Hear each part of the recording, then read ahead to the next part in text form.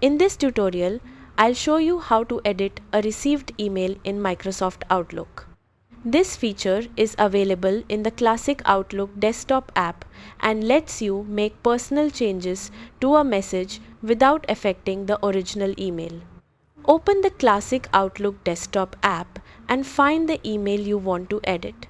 Double-click the email to open it in a separate window.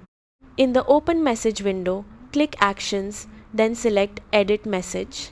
If you don't see the Actions button, look under the Message tab or click the More Move Actions menu depending on your Outlook version.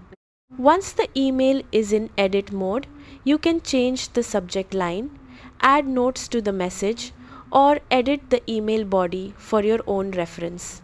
These changes are saved only in your mailbox and do not affect the sender's original message. When you're finished, press Ctrl+S to save the changes or click File followed by Save, then close the message window. That's how to edit a received email in Microsoft Outlook. Thanks for watching.